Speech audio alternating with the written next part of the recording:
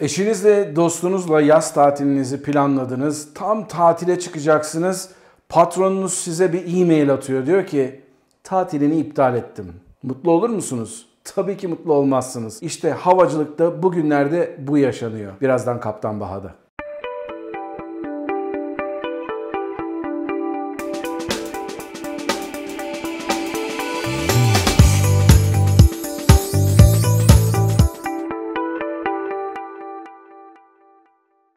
Herkese merhabalar arkadaşlar. Ben Kaptan Baha, Bahadır Acuner. Yepyeni bir Kaptan Baha videosunda başka kanallarda konuşulmayan, sizi gerçekten ilgilendiren, sizin dertlerinize tercüman olan konularda beraberiz. Bugün sizlere paramparça olan tatil planlarından bahsedeceğim. Kim mi bunlar? Pilotlar. Hangi şirketin pilotları? Onu da söylemekte sakınca yok. Herkes biliyor Türk Hava Yolları'nın. Türk Hava Yolları'nın pilotlarının bazıları o kadar şanslıydı ki yazın, evet en yoğun işlerin olduğu zaman yazın yaz izinlerini almaya niyetlenmişlerdi ve bunlar hakkında planlar yapmışlardı. Ama özellikle dar gövdedeki pilot açığını kapamak için agresif şekilde şirketin genişlemesini hala devam ettirebilmek için pilotların ne yazık ki yaz izinleri iptal edildi. Hem de böyle pilotlara sorarak, danışarak veya kardeşim sen gel yaz izninde çalış, biz senin için daha iyisini yapalım, ne bileyim kışın yoğun olmadığımız zaman 2 katı izin verelim türünden herhangi bir iyi niyet şeyi göstermeden bir e-maille, bir memoyla insanların bütün yaz planları alt üst olmuş durumda. Evet, geçtiğimiz günlerde bir video yapmıştım. Türk Hava Yolları Aeroflot'tan gelen 6 tane Airbus 350 uçağını uçuracaktı ve bunları filoya katacaktı. Ama bu haberin altında ben Twitter'da bunu bildirdiğim zaman bir soru sormuştum. Hangi pilotlarla bunu yapacaklar diye. Çünkü geçtiğimiz yıllarda ortaya çıkan pandemi sürecinde Türk Hava Yolları özellikle yetiştirmiş olduğu bir takım pilotları işten çıkardı. Dediler ki sen buraya imza at yoksa biz senin iş akdini feshedeceğiz dendi. Böyle işten çıkarılan pilotlar biliyorum ben. Onun dışında insanlar işlerinden çıkmadılar. Kısa çalışma ödeneğiyle çalıştılar. Hatta Twitter'da orada burada Türk Hava Yolları böbürlenip işte bakın Avrupa'da en hızlı toparlayan hava yoluyuz demesine rağmen insanlar belli bir süre düşük maaşla, çok düşük maaşlarla ve daha öncesine göre daha zor şartlarda, dinlenme şartları olsun veya yatı şartları olsun daha zor şartlarda uçmaya başladılar. Buna rağmen Türk Hava Yolları burada durmadı. Eskiden olan pazar mesaisini ortadan kaldırmışlardı. Bir takım sivil havacılıkla danışıklı dönüş yaparak dinlenme sürelerini kısaltmışlardı ve hatta 1-2 uçuşu da normalde 3 pilotla yapılan uzun mesafeli ki bunlardan bir tanesi New York-İstanbul uçuşu 2 pilotla yapmak türünden günü kurtaracak bir takım çözümleri de beraberinde getirmişti Türk Hava Yolları'nın bu agresif büyüme ve tekrardan toparlama arzusu. İşte burada da durmadılar. Türk Hava Yolları son birkaç günde yeni hatlar açmaya başladı. Bazı hatlarda gerçekten frekans artımına gitti. Uçuş sayısında artışlar oldu. Örneğin Prag'a artık günde 2 defa geliyorlar. Pandemi öncesinde 3 defa geliyorlardı ama artık 2 defa geliniyor yaz mevsimi olduğu için. Onun dışında başka yeni hatlara hizmet vermeye başladılar. Yurt içinde yoğun zamanlarda örneğin cuma akşamları güneye giderken veya pazar akşamları güneyden gelirken uçaklarda yer bulmak çok zor oluyor. Yer bulduğunuz takdirde de fahiş fiyatları ödüyorsunuz ve bu ortamda bile Türk Hava Yolları hayır dedi pilotlara. Ben senin uçuşunu mutlaka ve mutlaka mümkün olduğu kadar arttıracağım ve senin tatilin beni ilgilendirmez kardeşim dedi. Bu konuda geçtiğimiz günlerde tolgaozbek.com'da bir haber okumuştum. Bunun üzerine bu videoyu yapmaya karar verdim. Havasen'e dayalı bir konuydu bu. Havasen'e dayalı bir haberdi. Havasen'in yapmış olduğu açıklamada da sevgili Tolga alıntı yapmış. Türk Hava Yolları'nda dar gövde fil oranında görev yapan pilotların artan personel yoğunluğu nedeniyle yıllık planlı izinlerinin iptal edilerek boş günlerin arkasına yıllık izin haklarından birkaç gün bağlayarak sözde izin kullandıracağına ilişkin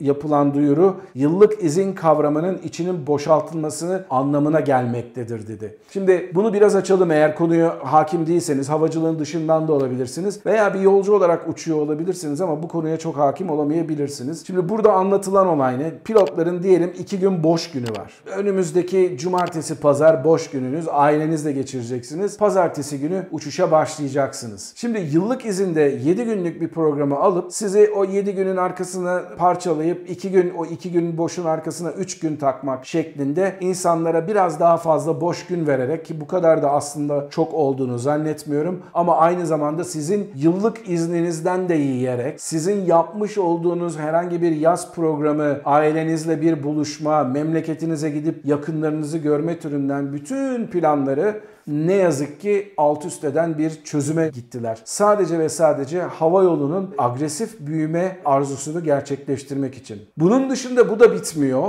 Geçenlerde Twitter'da bir paylaşımda bulunmuştum. Ne yazık ki Türk Hava Yolları'nda da artık programlar geç çıkmaya başladı. Haziran ayının programı 27 Mayıs 28 Mayıs'a kadar çıkmadı. Şöyle bir şey düşünün. Mesela bir dişçi randevunuz var. Çocuğunuzu dişçiye götüreceksiniz. Veya Allah korusun anneniz, babanızın gitmesi gereken, sürekli olan bir randevu var. Bir doktor randevusu var. Ve siz bir hafta sonrasına gün alamıyorsunuz. Çünkü boş gününüz ne gün o da belli değil. Hangi günlerde boş olacaksınız? Hangi günlerde annenizi, babanızı, yakınınızı, amcanızı, çoluğunuzu, çocuğunuzu doktora götüreceksiniz? Onu da bilemeyeceksiniz. Hani diyelim bu durumlarda hani aileden belki destek görürsünüz. Eşiniz eğer çalışmıyorsa o çocuğu götürebilir. Annenizin işte ne bileyim bir yakını varsa ondan rica edebilirsiniz. Ama insanları bu kadar müşkül durumda bırakmak gerçekten iyi bir planlamanın yapılmadığının göstergesi. Aynı zamanda Türk Hava Yolları tabii ki istiyoruz daha da gelişsin, daha da büyüsün. Ancak pandemi süresince bekletilen pilot eğitimlerinin şu an ne yazık ki bedelini ödüyorlar. Halbuki pandemi süresince en azından yetişmiş olan, tip eğitimlerini tamamlamış olan pilotların bütün base check'leri tamamlansaydı ve diğer bütün uçuşları da tamamlanmış olsaydı, hatta ve hatta cepten para yakarak belki de onların hat eğitimlerini tamamlamış olsaydınız şu an belki de bu duruma düşmeyecektiniz. Onun dışında pandemi sürecinde agresif bir şekilde insanların özlük haklarını, maaşlarını ve çalışma şartlarını bozmasaydınız belki de şu an Emirates'e giden, Katar'a giden pilotlar Türk Hava Yolları'nda kalmaya devam edeceklerdi. Peki diyeceksiniz ki bu başka ülkelerde nasıl oluyor? Tabii ki Orta Doğu'daki büyük hava yolları da bu şekilde agresif bir takım kararlar alabiliyorlar. Çünkü orada da sendikal haklarınız yok. Orada hiçbir yasal güvenceniz yok. Tıpkı Türkiye'de olduğu gibi, çünkü hala pilotların çalışma hayatını düzenleyen bir çalışma kanunu ne yazık ki yok. Borçlar kanununa göre pilotlar çalıştırılıyor ülkemizde. Ben Amerika'dan örnek vermek istiyorum. Bu tür durumlara Amerika'daki hava yolları da düşebiliyorlar zamanla. Örneğin geçtiğimiz günlerde Delta Hava Yolları'nın bu türden bir sıkıntısı oldu. Bu sıkıntıları gidermek için hava yolu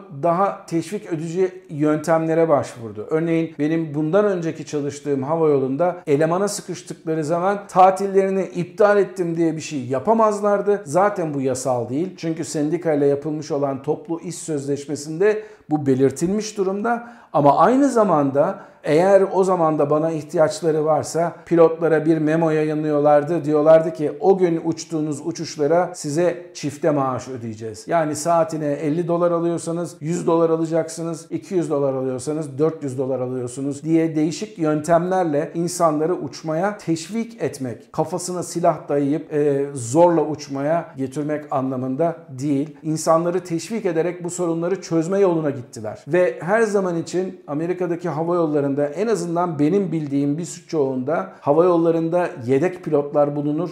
Bizde de Airport Reserve vardır. Havaalanında beklersiniz. Başka hava yollarında Amerika'da bu yoktur. Evinizde beklersiniz. Ama siz yine de bir yedek pilotsunuzdur. Birisi hastalandığı zaman, bir uçaklarda gecikme olduğu zaman siz devreye girersiniz. Ve bunun da tek bir yolu var. Birazcık pilot sayınızı veya işte kabin ekibi sayınızı normalin biraz üzerinde tutmak. Ama her şey siz böyle gıdım gıdım sıkarsanız ve yeteri kadar miktarda pilot işi almazsanız, yeteri miktarda kabin ekibi işe almazsanız o zaman da şirket olarak sonuçlarına katlanmak zorunda kalacaksınız demektir. Bu ve benzeri konularda Cesur Tek kanal var. Kaptan Baha'yı izlemeye devam edin. Bu videoyu arkadaşlarınızla paylaşmayı unutmayın. Yepyeni bir Kaptan Baha videosunda sizlerle beraber olmak üzere. Mutlu kalın, esen kalın ama her şeyden önemlisi sağlıklı kalın. Hoşça kalın.